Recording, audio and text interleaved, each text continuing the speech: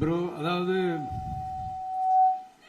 என் நெஞ்சில் குடியிருக்கும் என்னுடைய தோழர்களாகிய உங்க முன்னாடியும் சரி,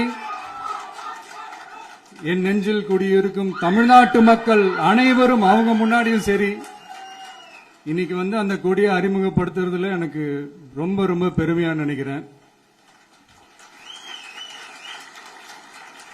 இதுவரைக்கும் நாம நமக்காக உழைச்சோம். இனி வரப்போற இயர்ஸ்ல நம்மள ஒரு கட்சி ரீதியா நம்மளை தயார்படுத்திக்கிட்டு தமிழ்நாட்டுக்காகவும் தமிழ்நாட்டு மக்களின் உயர்வுக்காகவும் நம்ம எல்லாருமா சேர்ந்து உழைப்போம்.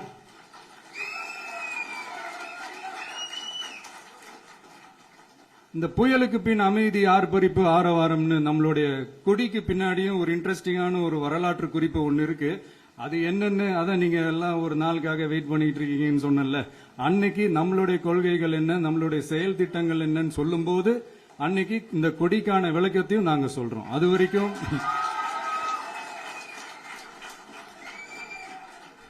ஒரு சந்தோஷமா ஒரு கெத்தா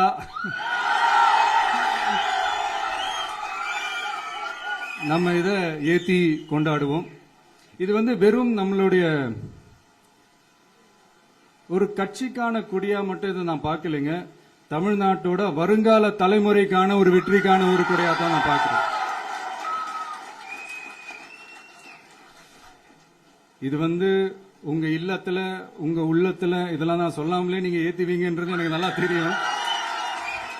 பட் இருந்தாலும் அதுக்கான அந்த முறையான அந்த பெர்மிஷன்லாம் வாங்கிட்டு அந்த ரூல்ஸ் அண்ட் ரெகுலேஷன்ஸ் எல்லாம் ஃபாலோ பண்ணிட்டு அனைவரிடமும் தோழமை பாராட்டி நம்ம இதை ஏத்தி கொண்டாடுவோம். சரிங்களா? அது வரைக்கும் கான்பிடண்டா இருங்க. நல்லதே நடக்கும். வெற்றி நிச்சயம். மீண்டும் சந்திக்கும் வரை நன்றி, வணக்கம்.